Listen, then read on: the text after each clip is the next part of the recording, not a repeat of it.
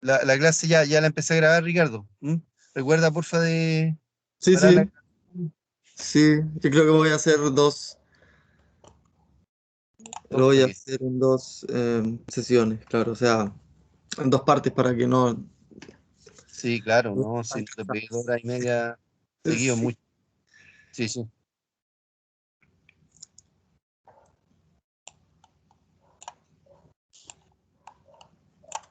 Bueno.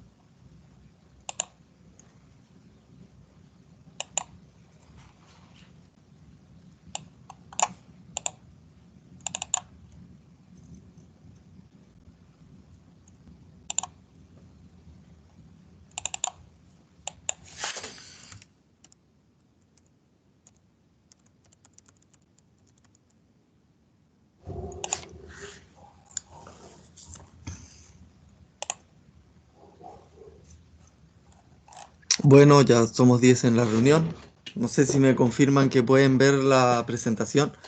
Eh, Tengo algunos videos para mostrarles, así que gracias. Sí, se Eh, ve perfecto. Buenísimo, muchas gracias. Así que los voy a compartir con sonido también para que vaya pasando, ¿ya? Bueno, lo primero, que no avanza, es hablar un poco de historia, ¿cierto? ¿Por qué estamos acá? ¿Cuál es nuestro problema en la actualidad, ¿cierto? Nosotros venimos de un proceso histórico que nos llevó a que tengamos un sistema de producción convencional como el que tenemos actualmente, ¿cierto? Y responde justamente a una problemática que en ese contexto eh, podía de alguna forma ser una muy buena solución, ¿cierto?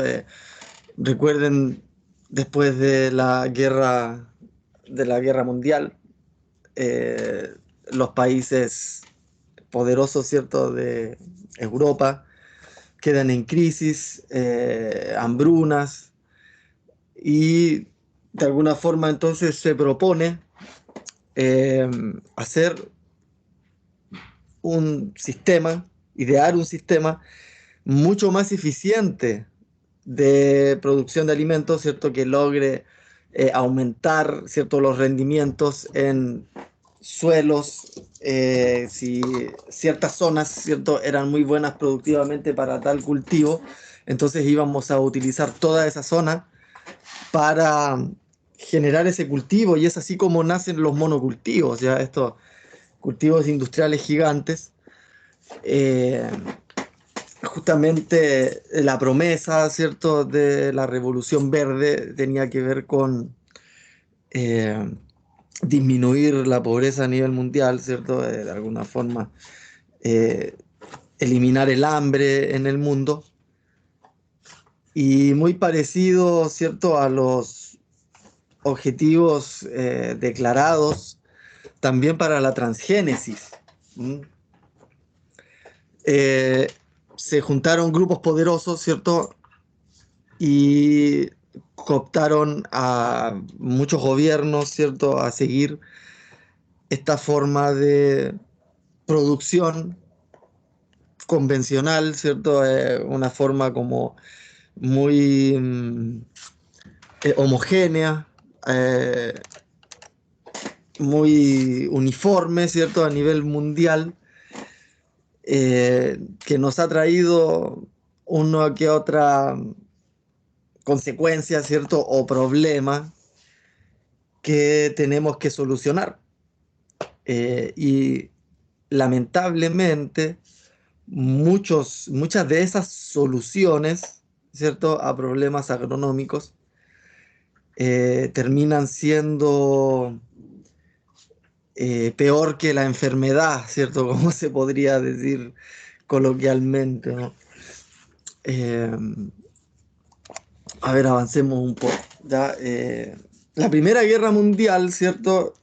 Nos da los abonos nitrogenados, ¿cierto? Ustedes recuerdan la famosa reacción Haber-Bosch para crear salitre sintético a partir del aire, ¿cierto? De esa forma se sintetizó la urea, ya con descargas eléctricas, porque él había observado que en condiciones naturales, cuando habían relámpagos, ocurría cierta fijación de nitrógeno, entonces recrea esos relámpagos, ¿cierto?, en un laboratorio y logra transformar nitrógeno eh, atmosférico, ¿cierto?, nitrógeno elemental, por así decirlo, en forma de urea. Ustedes saben que, por ejemplo, casi el 78% de todo el aire es nitrógeno, ¿cierto? Pero no es nitrógeno reactivo, ya no es nitrógeno que las plantas puedan tomar o utilizar los organismos, entonces es un tema. Pero sin embargo, con descargas eléctricas se puede eh, generar cierto nitrógeno reactivo, ¿ya? Hay que pensar que en la Primera Guerra Mundial se habían montado importantes industrias con tal de generar cantidades muy importantes de salitre sintético para producir bombas, ¿cierto? Para producir armas, ese era el fin. Y luego, cuando acaba la guerra, la agricultura termina transformándose en un muy buen sumidero para toda esa producción a escala que ya se estaba generando en la guerra y que tenía que mantenerse posguerra, ¿cierto? De alguna forma mantener la producción y cambiar simplemente el objetivo del producto, ¿ya? Eh, y esa fue la Primera Guerra Mundial. La Segunda Guerra Mundial nos regaló los pesticidas, ¿cierto? La primera nos regala de alguna forma los fertilizantes sintéticos y la Segunda Guerra Mundial nos regala los plaguicidas. Lamentablemente, ¿cierto? Se utilizaron herbicidas, ¿ya?, para guerras como en la guerra de Vietnam. No sé si ustedes conocen la historia del agente naranja, así lo llamaron, ¿cierto? Que correspondía a la aplicación de herbicidas de fumigaciones aéreas para disminuir el follaje, ¿cierto?, de la densa selva, pero también rociaron a un montón de gente, ¿cierto?, pobladores y también soldados, ya en esa guerra. Ellos llegaron con un montón de problemas, llegaron enfermos. Hubo todo un tema histórico respecto a la gente naranja, ¿ya? Y luego, eh, en la Segunda Guerra Mundial, lo otro que le contaba era un poco la historia de Vietnam, pero la Segunda Guerra Mundial, los investigadores estaban buscando formas eficientes de eliminar población humana, ¿cierto? Buscando matar gente. Se probaron diversas moléculas con insectos, ¿cierto? Entonces, luego viene la historia esta de la agricultura convencional. Luego de la Segunda Guerra Mundial, se nacen los monocultivos.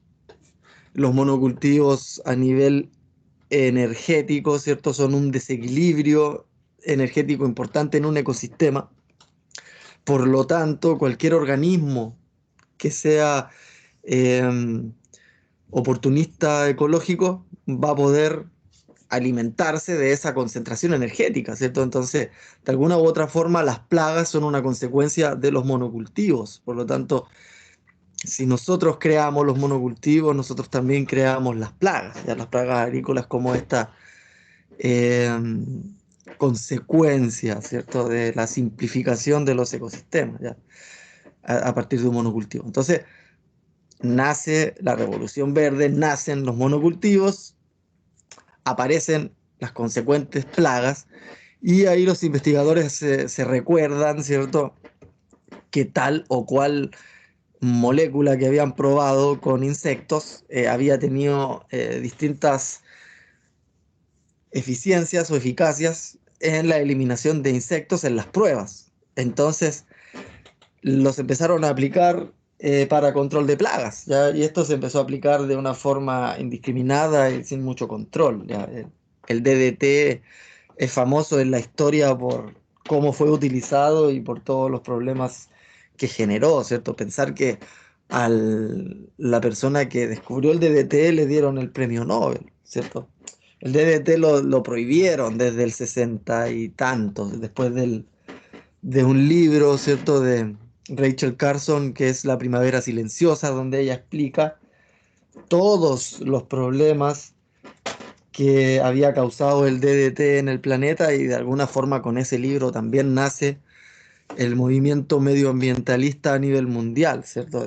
A preocuparnos un poco de cómo estas soluciones agrícolas, ¿cierto?, están generando consecuencias o problemas a la población mundial. ¿Ya? Entonces de ahí ya partimos, ¿cierto?, con que la agricultura actual, la agricultura convencional, es hija, por así decirlo, de grandes guerras, ¿ya? Y resulta que la producción agrícola, ¿cierto?, y el bienestar humano también, depende de lo que se denominan servicios ecosistémicos, ¿ya? Los servicios ecosistémicos son eh, interacciones de la biodiversidad, ¿cierto? Son funciones ecológicas derivadas de la interacción de la biodiversidad que pueden valorizarse para el bienestar humano, ¿ya? Los distintos servicios ecosistémicos, que los vamos a listar más rato, son parte importante e integral de la producción de cualquier ecosistema. Y un agroecosistema no es más que un ecosistema en el cual hay un ser humano que está determinando, ¿cierto?, qué organismo puede o no seguir existiendo en ese ecosistema, ¿cierto? Si ustedes tienen un ecosistema natural, cortan un árbol, ya lo transformaron en un agroecosistema. Si ustedes ponen otro árbol, ya lo transformaron en un agroecosistema, ¿cierto? Ya hay una entidad humana que está decidiendo, ¿cierto?, por los organismos que van a estar interactuando o no en un agroecosistema, ¿ya? Les voy a mostrar un video de la FAO.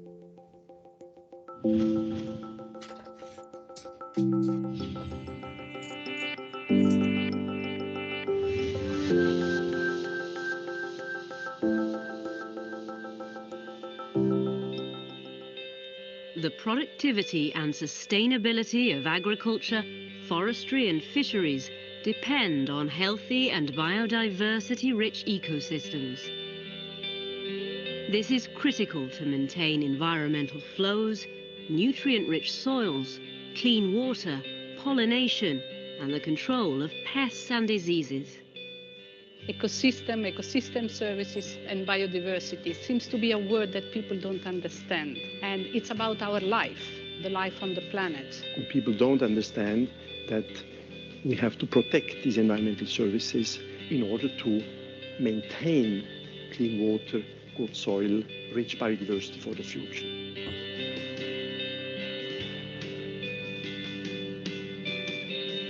So it's important that policymakers understand the value of the production of ecosystem services, and promote and help farmers to produce much more of it, not only for themselves, but also for the millions of people who depend from agricultural systems. You need to take a landscape as a whole, because when you have forests, you have pastures, usually you have agriculture, and all of them use these environmental services, but also help protect environmental services if the management is done in a good way. So it is an integrated approach which is needed, and not a sectorial approach. And this obviously needs a lot of collaboration.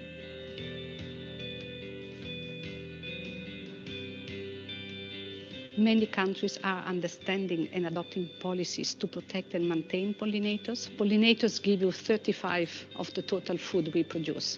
It is impossible to think to produce some crops without having pollination. And we have made calculation, and this is equal to more than $200 billion value in terms of food production.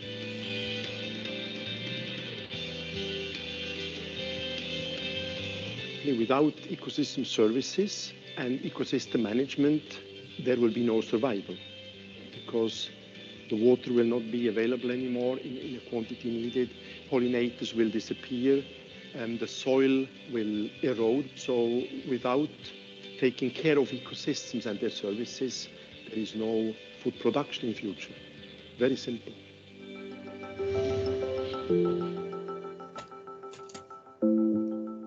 Bueno, la FAO ya hace un llamado, ¿cierto?, en 2018 a romper la simplificación de los ecosistemas, ¿cierto?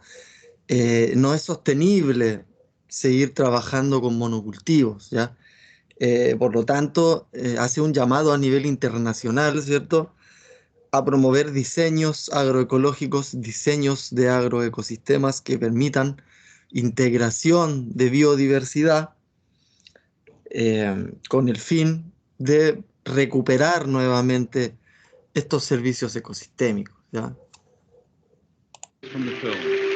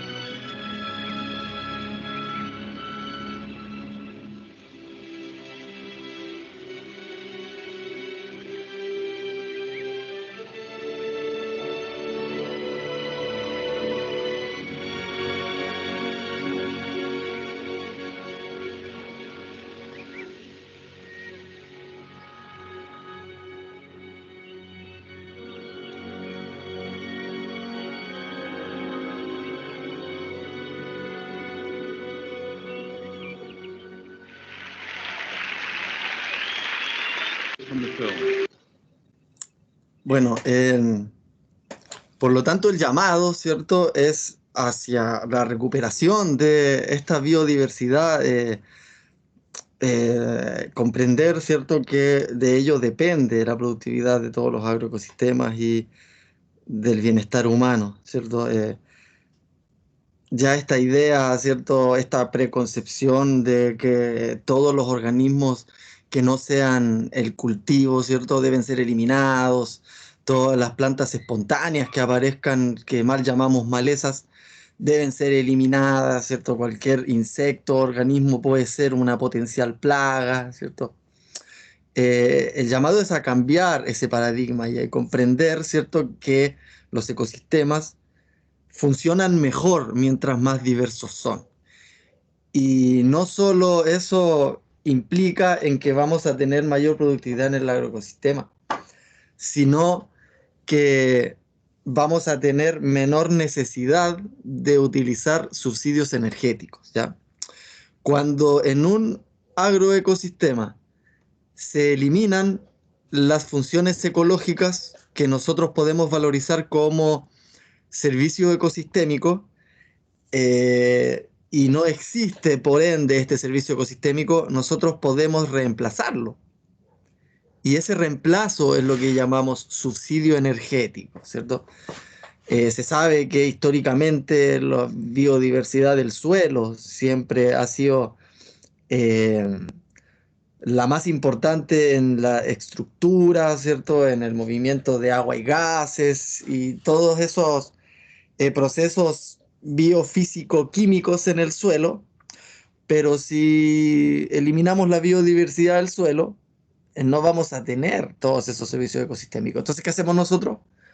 Metemos maquinaria, ¿ya? Vamos a airear igual el suelo, igual vamos a generar algún tipo de permeabilidad de agua y gases, ¿cierto? Vamos a tener problemas de compactación, ¿cierto? Vamos a tener problemas de pedarado, ¿cierto? Todo lo que es consecuencia de, pero de alguna u otra forma estamos supliendo esa falta de servicio ecosistémico debido a que hay menor biodiversidad en el suelo, ¿ya? Cuando hay alta biodiversidad, ocurre el control de plagas y enfermedades, ¿ya? Esto ocurre en forma natural debido al control de las poblaciones, ¿cierto? Porque en cualquier ecosistema diverso, cualquier organismo que comience a dominar poblacionalmente se transforma en una fuente energética y cualquier otro organismo que pueda aprovechar ese nuevo nicho ecológico se va a transformar en un predador, ¿cierto? Y va a poder controlar esta explosión poblacional, ¿ya? Aquí no se trata de que los organismos deban ser eliminados, ¿cierto? Sino simplemente controlados, ¿ya? Y esto tiene que ver con el problema que vamos a ver más rato, que es el tema de la resistencia, porque eso tiene que ver también con esta plasticidad genética que tiene la biodiversidad, ¿cierto? Para abrirse vida, ¿cierto? Frente a la presión de selección que nosotros vamos a estar generando con diversas herramientas, ¿ya?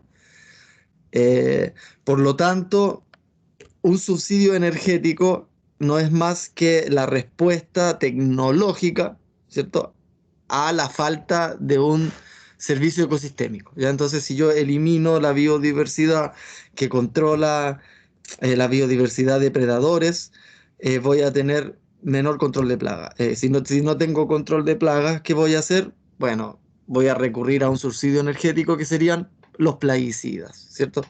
Si yo no tengo suficiente biodiversidad en el suelo o suficientes microorganismos en el suelo, no voy a tener el servicio ecosistémico del ciclaje de nutrientes y voy a tener problemas de fertilidad. Entonces, ¿qué hago en un sistema simplificado donde no hay microorganismos del suelo? Bueno, entonces aplico fertilizantes químicos, ¿cierto? Como subsidio energético, ¿ya? Entonces, entendámonos con esos conceptos, ¿ya? Por un lado, servicio ecosistémico, que ya es una función de la naturaleza que ya está en los ecosistemas, que son diversos, pero cuando nosotros simplificamos esos ecosistemas para hacer agricultura, ¿cierto? Agricultura de monocultivos, ya no los vamos a tener y por ende los vamos a tener que reemplazar, ¿ya? Y ese reemplazo se hace con una gama de insumos que van a existir disponibles para usted, ¿cierto? Nada, es cosa de que vea el manual de Syngenta, ¿cierto? Actualizado todos los años y darse cuenta la cantidad de herramientas de síntesis química que va a tener disponibles para sustituir, ¿cierto? Servicios ecosistémicos que están faltando en el agroecosistema. ¿Ya? Bueno, y además tenemos un sistema productivo que depende y ha incorporado, ¿cierto? Todo un tema de patentes, royalties, desarrollo biotecnológico a través de organismos genéticamente modificados. Por otro lado, se habla de que también tanta legislación pone en riesgo, ¿cierto?, la soberanía alimentaria de los pueblos. Es conocido el caso de la erosión genética en el maíz en México. Es conocido el caso también de el arroz amarillo, ¿cierto?, que prometía alimentar a los países más pobres, pero luego no fue posible cultivarlo debido al alto costo de sus patentes y ese tipo de cosas, ¿cierto? De alguna u otra forma, el mercado, los grupos comerciales defienden sus intereses, ¿cierto?, de esta forma, ¿ya? No digo que esté bien, no digo que esté mal, simplemente digo que es así como funciona. Para un profesor universitario como yo, que esa sociedad que en Argentina paga los estudios de los agrónomos, luego nos diga, eso que vos estudiaste, eso que yo te pagué, por favor, hacelo 1000 metros del pueblo, porque no soportamos la manera en que ustedes tienen de resolver los problemas agronómicos. Eso es un llamado de atención. Entonces, lo que hay que preguntarse es, ¿por qué ocurrió esto? ¿Cuáles son las causas? Y acá empieza el kit de la cuestión. ¿Esto es todo consecuencias de aplicar mal un buen modelo o es un problema de un modelo equivocado? Esta es la gran discusión. Nadie duda de que hay problemas. La solución viene si uno resuelve la causa. Y la causa hay que entenderla. ¿Es un problema de aplicación? Se aplica mal. El paquete era bueno, los investigadores nos formamos bien, las universidades investigan bien, las estaciones experimentales lo hacen bien. Entregamos esa tecnología excelente al agricultor y él la aplica mal. ¿Es eso? ¿Ese es el problema de los extensionistas, los productores? ¿O es que el modelo que nosotros entregamos es deficiente? Está armado con una estructura mental que ya no es adecuada a la problemática. Es interesante, él es Santiago Sarandón, ya, el actual presidente de la Sociedad Científica Latinoamericana de Agroecología, donde nos dice de alguna forma cuál es el problema central, ¿cierto? Como yo les decía, el modelo fue creado para responder a las problemáticas de ese entonces, ¿cierto? Las problemáticas posguerra, ¿ya? Y tal vez para esa problemática resultó ser una buena estrategia, ¿ya?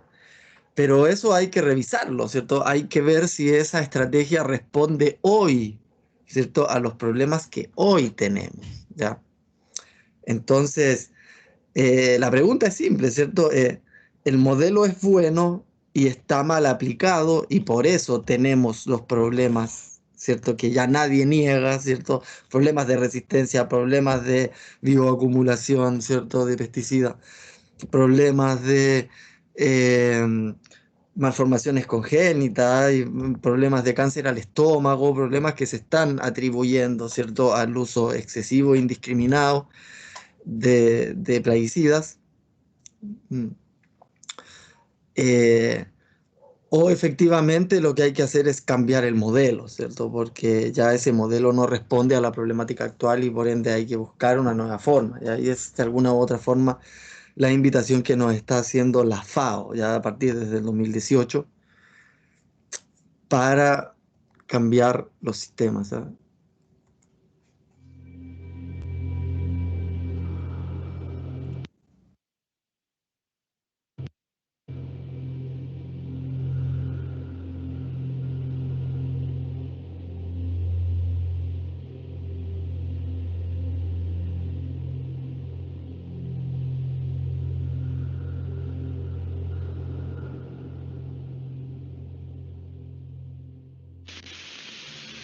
Entendiendo que, entonces, no tenemos una sola sustancia química, sino que tenemos un cóctel de químicos que se utilizan en los territorios, es, desde nuestro punto de vista, absolutamente inaceptable que se quiera plantear el discurso de las buenas prácticas agrícolas a partir de la presentación de quien aplica el veneno como si fuese un astronauta para garantizar sus medidas de seguridad. Cuando nos dicen, quien se viste como astronauta para poder aplicar un veneno, está aplicando un veneno de manera correcta, y punto y seguido nos dicen, porque en realidad lo que se aplica no hace mal a la salud, claramente hay una posibilidad de que hasta mi sobrino de 3 años entienda que alguien está mintiendo.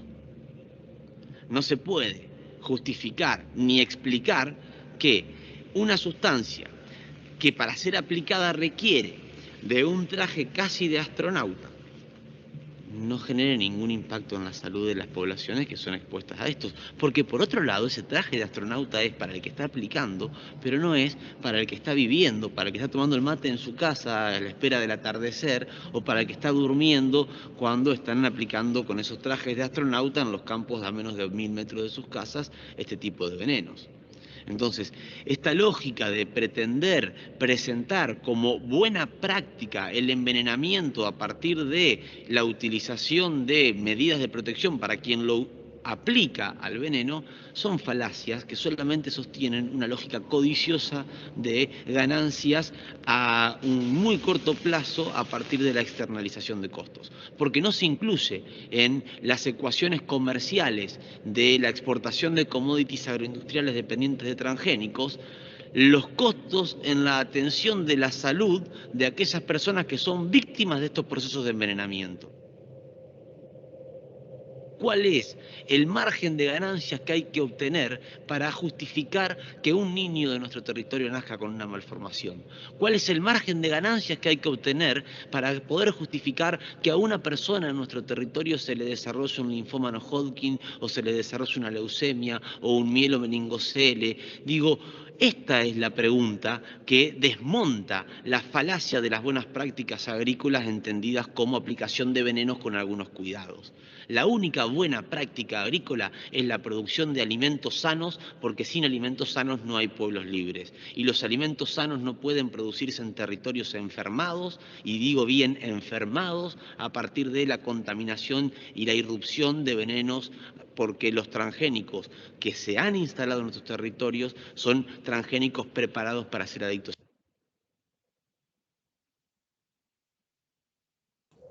Bueno, esto es parte de un documental que se llama Ciencia Disruptiva, que es la historia de Andrés Carrasco, ya la historia de un científico argentino que llegó a ser el director del CONICET en Argentina, ¿cierto? La agencia de ciencia más importante gubernamental.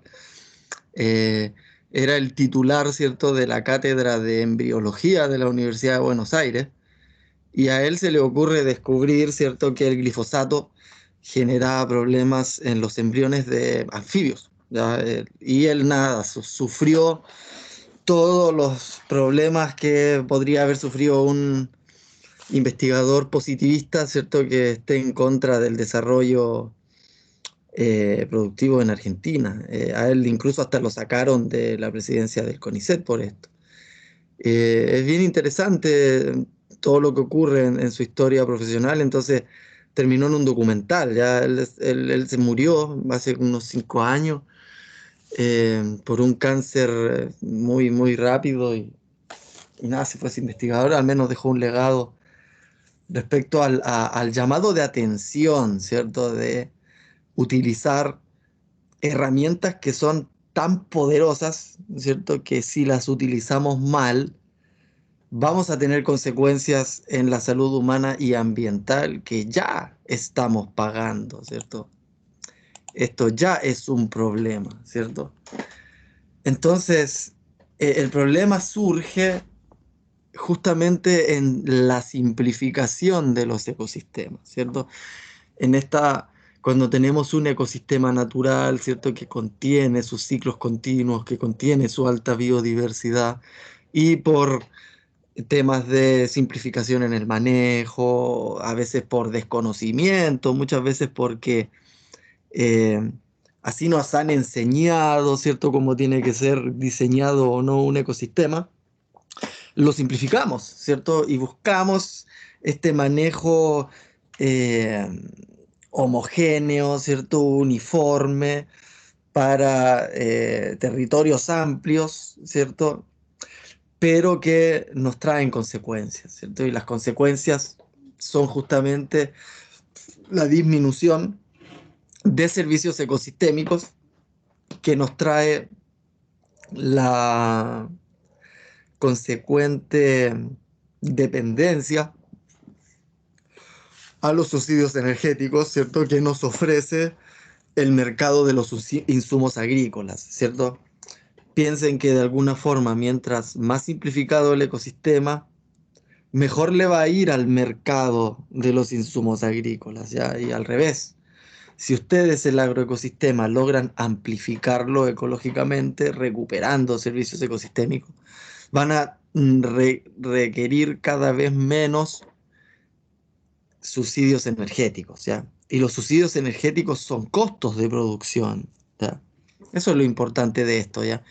Se puede cuantificar de alguna u otra forma energéticamente o monetariamente, ¿cierto?, esta disminución en la necesidad de subsidios energéticos dependiendo o después de tal o cual manejo de integración de biodiversidad que se haga en el campo, ¿cierto? Hay distintas formas de aumentar la biodiversidad del campo, ¿cierto? Podemos usar cultivos de cobertura, corredores biológicos, podemos utilizar cercos vivos, podemos hacer filtros en los canales, ¿cierto?, que también se transforman en corredores biológicos, salir del suelo desnudo, ¿cierto?, evitar el suelo desnudo, ¿tá?, de alguna forma. En la naturaleza, la madurez, ¿cierto?, de un ecosistema va en este sentido, ¿cierto?, desde las primeras plantas o primeras pastos que puedan aparecer a medida que va madurando este ecosistema hasta transformarse en una selva. Van a ir ocurriendo ciertos procesos, esto siempre dinámico, ya los ecosistemas son siempre dinámicos, los ecosistemas y los agroecosistemas, ¿cierto? Entonces vamos a ir acumulando biomasa, ¿cierto?, hasta un máximo donde ya la productividad sea nula, ¿cierto?, porque hay tanta cantidad de biomasa en los árboles que es imperceptible el cambio en la biomasa de un tiempo a otro. Por eso se habla de productividad baja. Entonces va disminuyendo en el tiempo, mientras que en los primeros estados la biomasa es muy baja, pero la tasa de productividad es mayor. Aumenta la acumulación de nutrientes y el balance tiende a 1, ¿cierto? En la primera fase los nutrientes van a tender a estar bajo el suelo, pero luego van a estar bien equilibrados entre la biomasa aérea y el suelo. Va a aumentar la cantidad, la información genética acumulada, ¿cierto? Porque va a haber mayor biodiversidad. Entonces, si hay mayor información genética, va a haber mayor diversidad de especies y de grupos funcionales.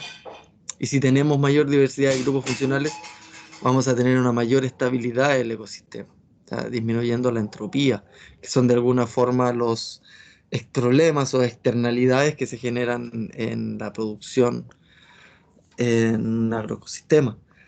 Por lo tanto, la naturaleza va avanzando en este sentido, ¿cierto?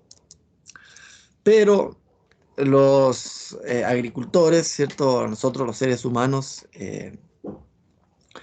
de alguna forma vamos en el camino contrario, ¿cierto? Tomamos un ecosistema maduro y empezamos a simplificarlo, ¿cierto? Empezamos a bajar un poco árboles, vamos a incluir un poco más de cultivos agrícolas y animales, ¿cierto? Y de alguna forma este ecosistema va a tener aún procesos biológicos continuos, ¿ya? Si esto lo simplificamos más aún, va a tener procesos biológicos semicontinuos hasta ya pasar a un agroecosistema de monocultivo, de cultivos anuales, en el cual los procesos biológicos ya son discontinuos, ¿cierto? No vamos a tener las 4 estaciones, ¿cierto? En ese ecosistema, sino más bien una serie de cultivos anuales de invierno, otros de verano, ¿cierto? Entonces no van a ocurrir procesos biológicos anuales como que una población de insectos, ¿cierto? Multivoltina pueda tener varias generaciones en el año, ¿cierto? Si va a cambiar la estructura, ¿cierto?, de la biodiversidad, va a cambiar por ende también toda la biodiversidad anexa. Entonces, todos los organismos que estén relacionados, sean plagas o no, van a tener un cambio también en su diversidad, en su abundancia y también en su comportamiento. Porque en un sistema de monocultivo, ¿cierto?, con homogeneidad genética, ya, donde tenemos un cultivo de una variedad híbrida de maíz, ¿cierto?, son todos iguales, tenemos un alto riesgo y una gestión simple. Ustedes recuerden que en economía, a mayor riesgo, mayor rentabilidad. Entonces, efectivamente, es muy alto el riesgo de que un solo efecto negativo, ya sea plaga, clima, precios, ¿cierto?, malezas o enfermedades, una sola me puede generar desastre, ¿cierto?, a toda la producción, ¿cierto? Entonces ahí voy a tener un riesgo muy alto. Pero por otro lado, si llego al final del proceso y logro una producción exitosa, voy a tener una altísima biodiversidad, o sea, una altísima rentabilidad, porque la gestión fue bastante simple, ¿cierto? Bastante homogénea. De alguna forma, eso es a lo que apunta la eficiencia y la eficacia productiva en la agronomía tradicional, ¿cierto? La agronomía convencional. O sea, aquí lo que importa es eso, ¿cierto? Menor costo para obtener el mayor beneficio posible, ¿cierto? Aunque eso implique manejar un ecosistema de una forma muy, muy, muy homogénea y muy simplificada, ¿ya? Ahora, si trabajamos con un mismo cultivo, pero con diversidad genética, ¿cierto? Ya no es un maíz híbrido, sino tenemos, qué sé yo, unos maíces que nos conseguimos por ahí que tienen una diversidad un poquito mayor. Bueno, pónganle que hay 2 biotipos distintos en esa biodiversidad y van a requerir al menos 2 factores negativos para generar algún daño significativo, ¿cierto? Ahora si cae uno, me va a dañar la mitad del cultivo, pero no me va a dañar todo el cultivo, ¿cierto? Ahí es eh, un poquito más o menos arriesgado, ¿cierto? Pero sigue siendo de alto riesgo, sigue siendo también altamente rentable y sigue teniendo una gestión simple. Y el otro caso más extremo es cuando trabajamos con monocultivos, o sea, con policultivos, que diga, sistemas diversificados con amplia diversidad genética y diversidad de especies, ¿cierto? Entonces, voy a tener 9 cosas distintas, voy a necesitar por lo menos 9 factores distintos como para que tenga un problema en toda la producción, ¿cierto? Esto es cuando dicen que no hay que meter todos los huevos en un canasto, ¿cierto? Se cae el canasto, se pierden todos los huevos. Entonces, acá tenemos 9 canastos y 9 huevos, se nos cae un canasto, vamos a perder un solo huevo, ¿ya? Eso es de muy bajo riesgo porque siempre van a asegurar producción. Pero tiene un problema que es de gestión más compleja, ¿cierto? Van a tener distintas fechas de cosecha, van a tener distintos tipos de manejos, prácticas culturales distintas, entonces va a ser mucho más complejo y con un mayor costo asociado también el manejo de esos ecosistemas, ¿ya? Hay que buscar entonces el equilibrio según sea el objetivo, ¿ya? Porque si hablamos del riesgo de transmisión de alguna plaga o de alguna enfermedad, en un sistema monocultivo de homogeneidad genética, el riesgo es altísimo, ¿cierto? Nos llega un organismo plaga y me va a afectar al monocultivo completamente, ¿cierto? Si yo tengo el sistema con diversidad genética de dos biotipos distintos, bueno, va a haber transmisión entre los mismos biotipos, pero no entre los biotipos distintos. Entonces ahí, como les decía, me va a afectar a la mitad del sistema productivo y no a todo. Y en un sistema diversificado, claro, el riesgo de la transmisión va a ser nulo, ¿cierto? Porque son todas cosas distintas, ¿cierto? Entonces ahí no va a haber problema. ¿Ya? Entonces ese es el tema, ¿ya? El cambio de paradigma en el manejo de plagas tiene que ver justamente con comprender estos procesos de simplificación ecológica y de manejo de la biodiversidad. Un sistema de monocultivo con nulo, ¿cierto?, biodiversidad funcional va a estar susceptible, ¿cierto?, a cualquier organismo que pueda generar plagas. Por ejemplo, se sabe, está estudiado, ¿cierto?, medido que a mayor riqueza de especies, ¿cierto?, mayor va a ser el porcentaje de cobertura vegetal, ¿ya? Que una cosa es que esté cubierto por un monocultivo, ¿cierto?, que como les digo no es lo adecuado ni lo aceptable, o sea, no es lo recomendable, sino más bien buscar una cobertura vegetal que sea lo más diversa posible, ¿cierto? Por ejemplo, en la resistencia a la sequía, los sistemas donde hay más riqueza de especies o especies distintas va a soportar mejor la sequía, ¿cierto?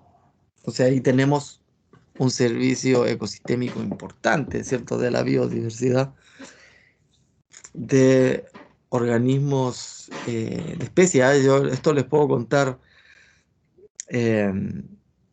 lo pudimos observar en la estación experimental agroecológica y en la universidad, cuando pusimos unos avellanos. Eso era con manejo agroecológico, ¿cierto? Tuvimos un desfase importante entre que pusimos las plantas y se implementó el riego. Entonces, en ese desfase, las plantitas sufrieron un montón, ¿ya? Y me acuerdo que dentro de las prácticas que se estaban haciendo en ese campo era el control manual, ¿cierto?, de las plantas espontáneas, pero por algún problema o error específico, alcanzaron a cortar, ¿cierto?, a controlar las plantas espontáneas de la mitad de 2 hileras nada más. Y el resto quedaron con sus plantas espontáneas creciendo. Bueno, vino esta sequía que yo les contaba y las plantitas que quedaron en el sector que había sido controlada las plagas murieron todas, ¿ya? Mientras que las que estaban rodeadas de malezas sobrevivieron a la sequía. Eso es bien interesante. De hecho, generó una discusión interesante con otro colega, ¿cierto?, que me decía que no, o sea, cómo era posible, si había más plantas iba a haber mayor eh, competencia por el agua, iba a haber mayor extracción de agua del suelo, pero eso es lo que dice la teoría, ¿cierto? En la práctica resulta que todas las plantitas que estaban rodeadas de maleza estaban tan vivas como las malezas, ¿cierto? Entonces, o plantas espontáneas, como les digo. Entonces se dan estas cosas bien interesantes. En un ecosistema simple, ¿cierto?, cuando hay baja complejidad trófica, hay baja disipación de energía, de alguna forma lo que se busca, ¿cierto?, en un agroecosistema convencional, que tengamos la menor o la mayor simpleza en el manejo, ¿cierto? Pero vamos a tener pocos servicios ecosistémicos, ¿cierto? Ya que un ecosistema complejo es funcional mientras más biodiverso sea, ¿ya? Entonces hay que reformar, ¿cierto?, el diseño de los agroecosistemas buscando integrar su biodiversidad para recuperar servicios ecosistémicos, disminuyendo la necesidad de los subsidios energéticos. Acá tenemos la diferencia, ¿cierto?, entre un sistema con una mayor abundancia y riqueza de plantas, ¿cierto? Va a evapotranspirar mejor, va a tener mayor control sobre el clima, ¿cierto? Porque va a aumentar las precipitaciones, ¿cierto?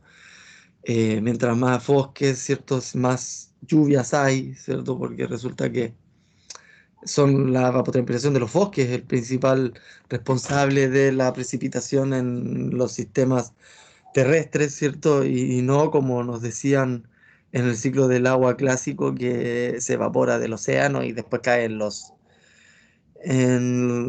las cuencas. Resulta que investigaciones científicas más actuales indican que solo un 30 y tanto por ciento nomás de la lluvia viene, ¿cierto?, del océano. El resto es agua que viene de la evapotranspiración de las comunidades vegetales que se encuentran en esa cuenca, sean bosques o cultivos agrícolas, ¿ya? Entonces, un agroecosistema tiene esa potencialidad, ¿cierto?, de poder ser generador de servicios ecosistémicos. Entonces, mientras más diverso el sistema, va a tener diversos servicios ecosistémicos.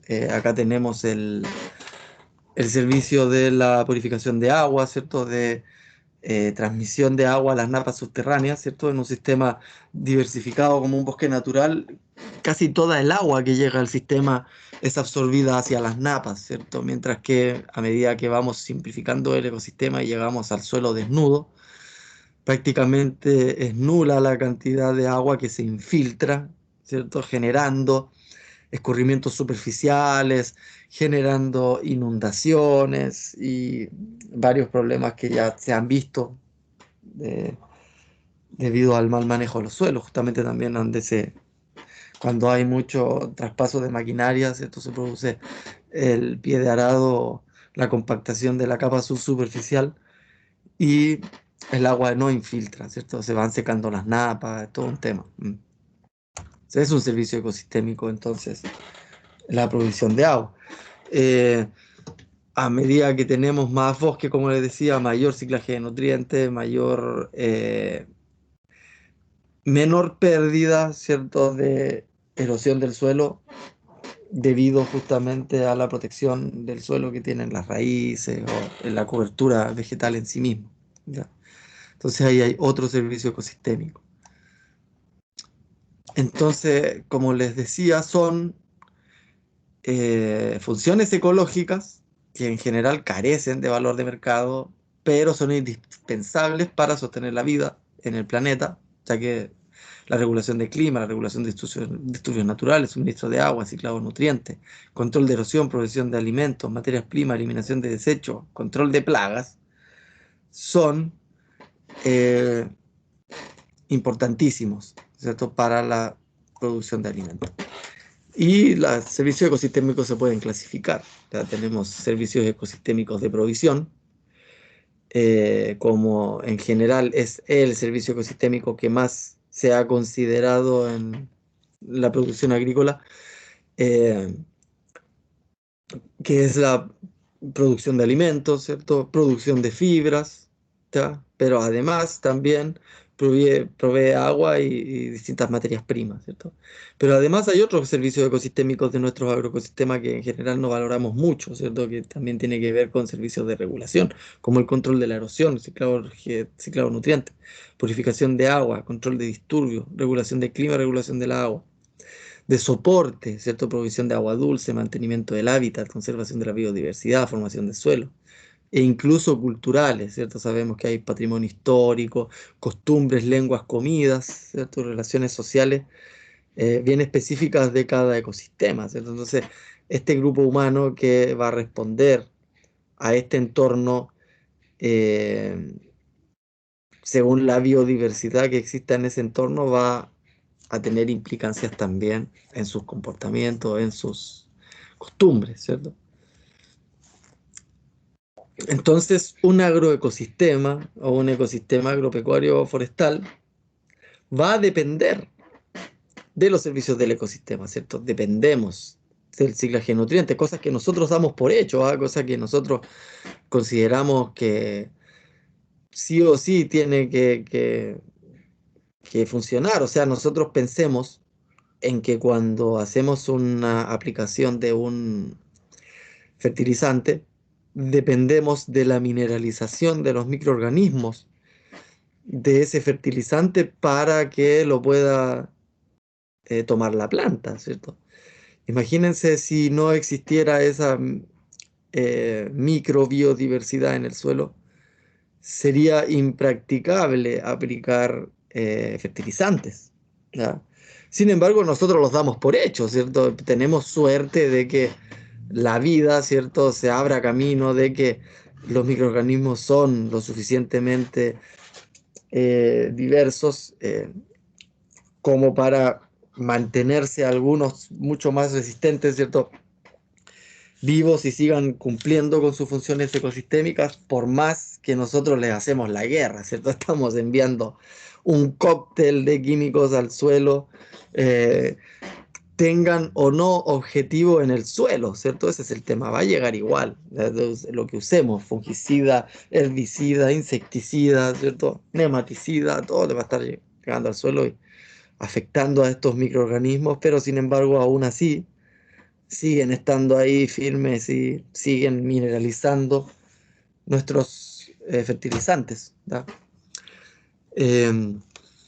Purificación del agua, protección de los suelos, regulación del clima, regulación del agua, polinización. El déficit de polinización es un tema actualmente, ya más importante que hasta los problemas de fertilidad incluso. La diversidad biológica, hábitat y refugio que se requiere para el control de plagas, ¿cierto? Esos servicios del ecosistema nosotros ya los consideramos, ¿cierto? Nosotros no podríamos practicar agricultura si no fuera porque contamos con esos servicios del ecosistema, que si bien son cada vez más limitados, algunos siguen estando, ¿cierto?, por más monocultivo que tengamos. Pero por otro lado van a haber diservicios del ecosistema, ¿cierto?, que son estos aspectos negativos que nosotros consideramos. Ya vamos a tener problemas de plagas, enfermedades, competencia por el agua, ¿cierto?, con tanta espontánea como hablábamos con el colega, competencia por polinizadores también, ¿cierto? Y a su vez, este agroecosistema diverso, ¿cierto?, va a generar servicios ecosistémicos. Y a eso es a lo que tenemos que enfocarnos, ¿cierto?, según el llamado a la FAO, a recuperar servicios ecosistémicos y un sistema agrícola, más que producir alimentos, más que producir solo el producto agrícola objetivo, también sea capaz de proveer servicios ecosistémicos, ¿ya? Porque de eso depende, ¿cierto?, la productividad misma de los ecosistemas y el bienestar humano también. Porque vamos a generar servicios con valor de mercado, ¿cierto? Lo que estamos acostumbrados a transar, que son los alimentos, las fibras, como les decía, biocombustibles, materias primas, ya en general. Y por otro lado, servicios sin valor de mercado, ¿ya?, como el suministro de agua, importantísimo, conservación del suelo, secuestro de carbono, eso es importantísimo ahora, ya de hecho.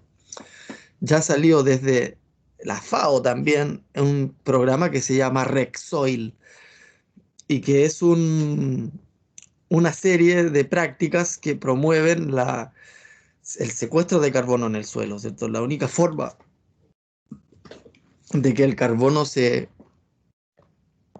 físico-químicamente estabilizado en el suelo es luego de pasar por la biomasa microbiana. Ya, entonces se habla de que aumentando la microbiología del suelo o la actividad microbiológica es la forma más segura, ¿cierto?, de secuestrar carbono en el suelo, ¿ya? Y además, eso se puede vender como bonos de carbono. Entonces, hay todo un tema ahí con el REC-Soil bien interesante, ¿cierto? Igual a mí me da como un poco de desconfianza que esté metida la FAO y de que estén metidos los bonos de carbono ahí, ¿cierto?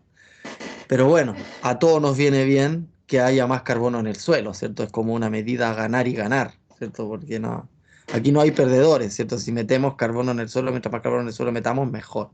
Así se controla el cambio climático y además se vuelve más productivo nuestros agroecosistemas. Un agroecosistema diverso puede ser además hábitat, ¿cierto?, de enemigos naturales que nos van a ayudar en el control de plagas. Es paisaje, ¿cierto? Es también hábitat de pájaros, ¿cierto? Y muchos polinizadores también. Cultura, como les decía, diversidad biológica, hábitat y refugio.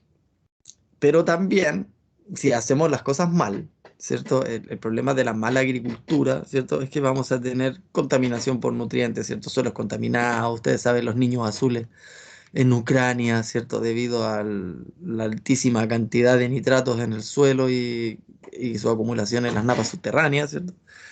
El problema de la contaminación por plaguicidas, que ni siquiera se ha medido lo suficientemente bien, ¿cierto? Hay un problema importante ahí.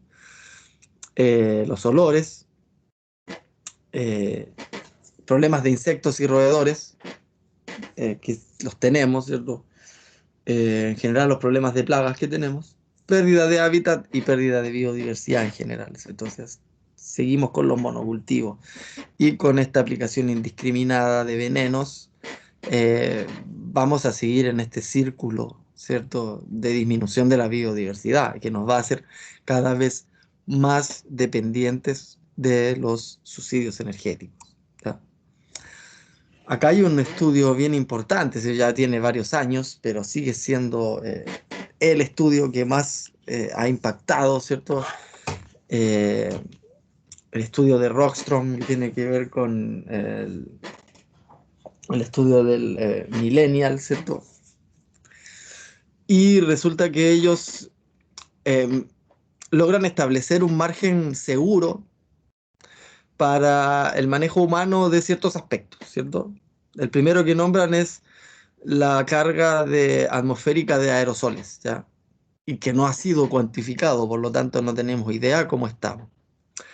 La contaminación química, ¿cierto?, tampoco ha sido cuantificada, al menos no por este grupo, ¿cierto? Porque estábamos esperando que salga la actualización de esto. Sin embargo, el cambio climático ya superó, ¿cierto?, el margen seguro, ¿ya? La acidificación del océano, que también tiene que ver justamente con esta liberación excesiva de nitrógeno, en parte, ¿cierto?, también por el cambio climático y el alto dióxido de carbono que se absorbe en el agua del mar como ácido carbónico. O sea, está generando varios problemas. Eso tiene varios problemas en el desarrollo de muchos organismos marinos, especialmente moluscos, ¿cierto?, que en un entorno más ácido no pueden, ¿cierto?, formar, ¿cierto?, sus tejidos protectores, ¿cierto? Conchas, o en el caso de muchos crustáceos, ¿cierto?, su exoesqueleto. Se está cuantificando eso como un problema, ¿ya? El tema del ozono, por suerte, ¿cierto? Desde que se controló el bromuro de metilo, un poco los clorofluorocarbonos, se redujo, ¿cierto?, el problema es del agujero en la capa de ozono. Así que ya estamos bastante mejor ahí. Pero hemos liberado tanto nitrógeno reactivo que nunca existió en los ecosistemas en tales cantidades, ¿cierto? Pero que desde la Primera Guerra Mundial, ¿cierto?, a través de la reacción Haber-Bosch se produce. Piensen que eso tiene implicancias históricas incluso en Chile. Chile vendía salitre. Chile dejó de vender salitre justamente después de la reacción Haber-Bosch, ¿ya? Entonces imagínense cómo cambió a nivel político, económico, todo un país, justamente por esa invención, ¿ya? Y ni hablar, como les digo, a nivel internacional, como ya no se haya qué hacer en los ecosistemas con tanto nitrógeno reactivo. El ciclo del fósforo, por suerte, todavía sigue estando dentro de los márgenes seguros hasta el 2009, pero eso sigue aumentando, ¿cierto? El uso global de agua dulce todavía se mantiene dentro de márgenes seguros y el cambio en el uso del suelo también.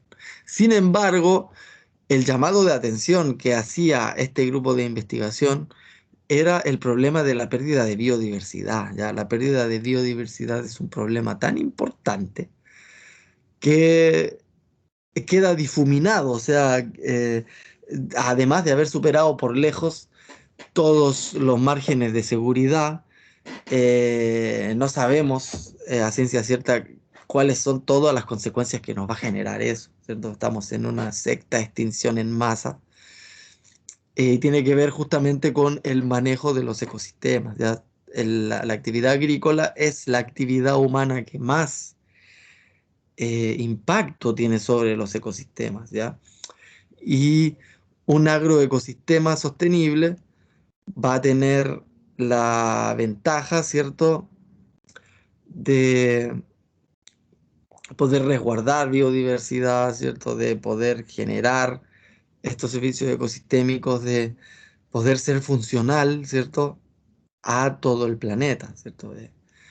Ese es el llamado, ¿cierto?, a no seguir transformando áreas naturales en áreas agrícolas bajo el monocultivo, ¿cierto? Justamente, Garibaldi hizo un estudio bien interesante, lo presentaron varios investigadores, donde si nosotros aumentamos el área agrícola, ¿cierto?, en desmedro de las áreas naturales, ¿ya? Pero si nosotros disminuimos las áreas naturales, lo que vamos a estar generando es una disminución de la biodiversidad nativa de polinizadores, ¿ya? Polinizadores como abejas nativas, moscas florícolas, círfidos, ¿cierto? O coleópteros, ¿ya? Y ustedes saben, en los cultivos, especialmente de cerezos, en manzanos, ¿cierto? Cuando hay poca polinización, porque hay muy poca polinización en los monocultivos, ¿cierto? ¿Qué se hace? ¿Ya? Ustedes sabrán qué es lo que se hace, ¿cierto?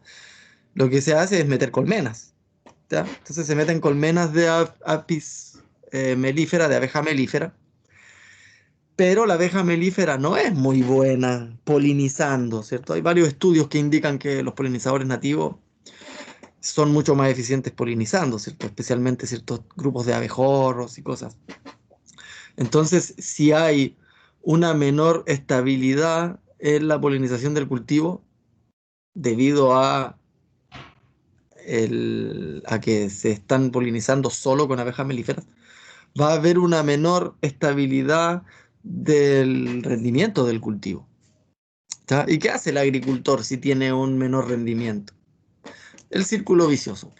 De nuevo aumentamos el área agrícola, de nuevo en desmedro de áreas naturales, de nuevo disminuyendo las poblaciones naturales de polinizadores y generando este problema, ¿ya? Entonces él dijo, ya, el círculo de la simplificación del ecosistema. Veamos qué ocurre si nosotros amplificamos el agroecosistema. Y lo que hicieron ellos fue tomar como base, ¿cierto?, o como testigo, un sistema productivo sin ningún tipo de polinizador, ¿ya? Y ahí parten de cero. Luego, al mismo sistema productivo, lo miden solo con abejas melíferas.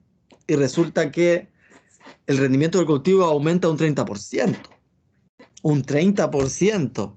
Eso es solo déficit de polinización, imagínense. Y solo considerando un ente polinizador que no es el mejor de todos, ¿cierto? 30%. Ahora, ¿qué hizo este grupo?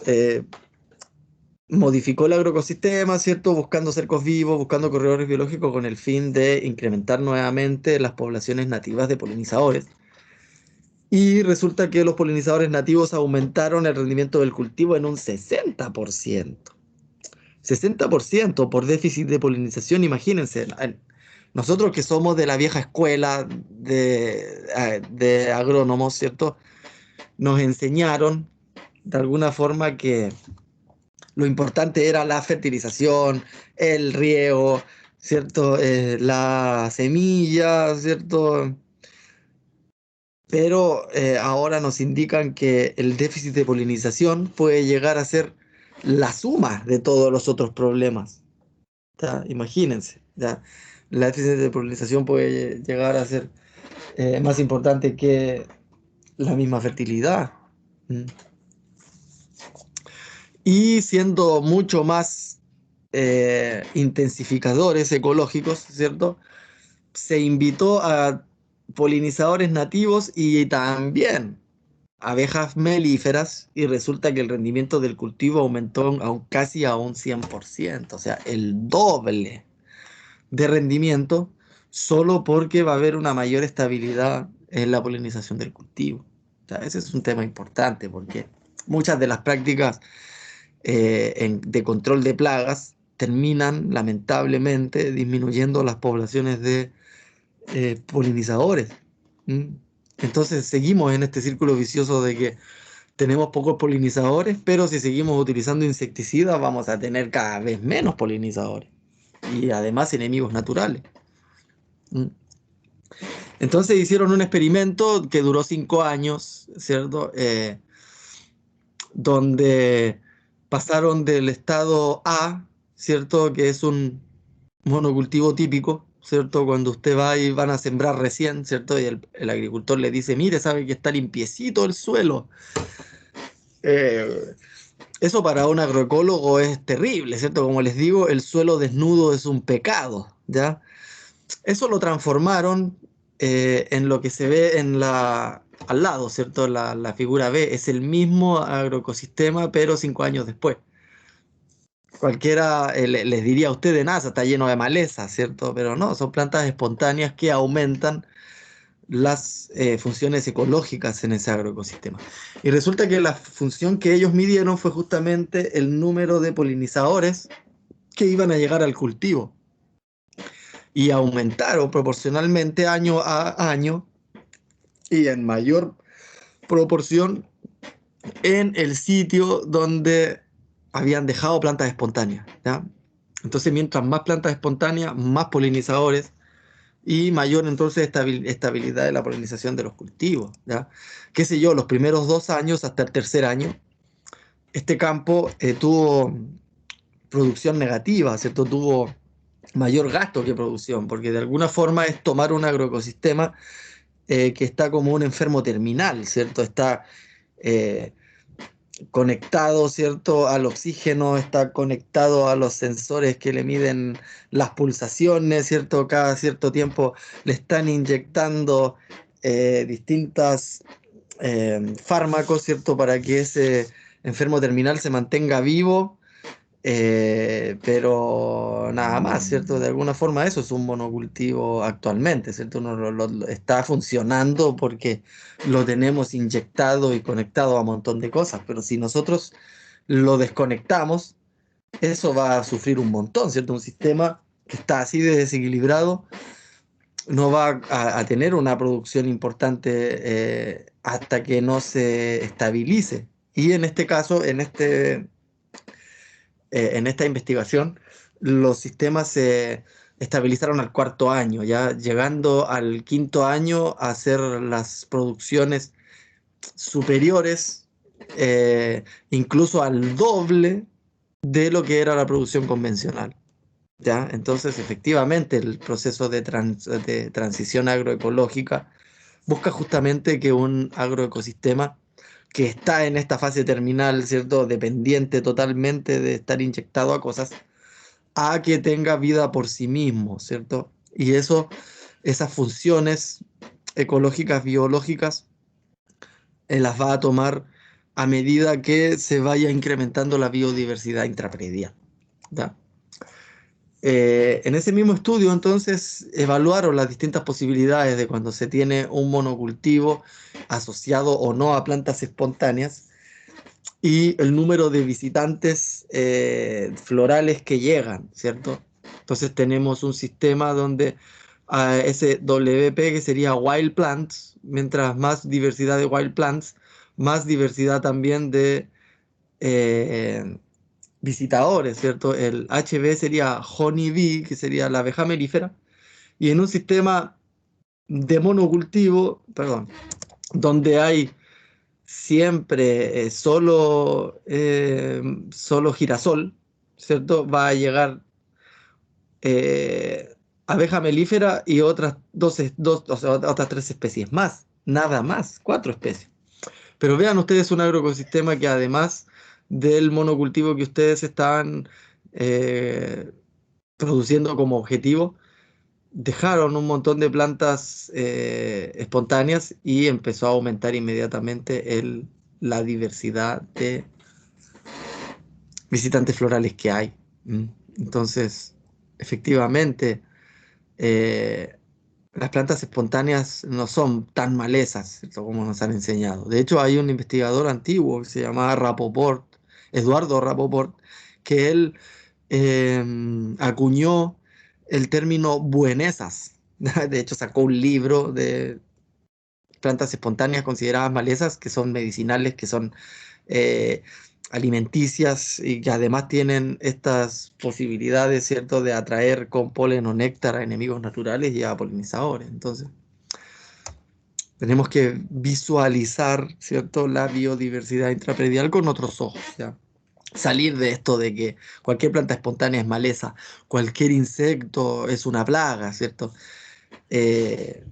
Y promover esos videos que yo les mostré que nos envía la FAO, ¿cierto? A tratar de que ojalá nuestros agroecosistemas sean, ¿cierto?, fuente de biodiversidad para el mundo, ¿cierto? Porque en esa biodiversidad están los servicios ecosistémicos. Acá hay un estudio bien interesante de otro investigador que logró cuantificar las plantas espontáneas y los distintos visitantes florales que empezaron a llegar a un campo que dejaron como estación experimental para ir cuantificando qué iba ocurriendo. Ya lo dejaron que las cosas, los insectos y plantas empiecen a desarrollarse allí nada más. Y a medida que empezaban a aparecer distintas plantas espontáneas, mayor era la diversidad de organismos que llegaban a visitarla. Entonces, tienen por un lado en una columna las plantas y en otra columna los insectos que llegaban a visitarlas. Y pueden ver que el tamaño de la barra de la planta indica que a esa planta llegó una diversidad mucho más grande de insectos. Y en la barra de los insectos, los que tienen más ancha la barra, quiere decir que ese insecto tenía una mayor diversidad de plantas a las cuales ir a visitar. Y pueden observar ustedes la complejidad de las relaciones que allí se generan. Y bueno, aquí ya entramos al tema de la resistencia, saliendo un poco de visión agroecosistémica. Pero ¿saben qué? Voy a detener la grabación y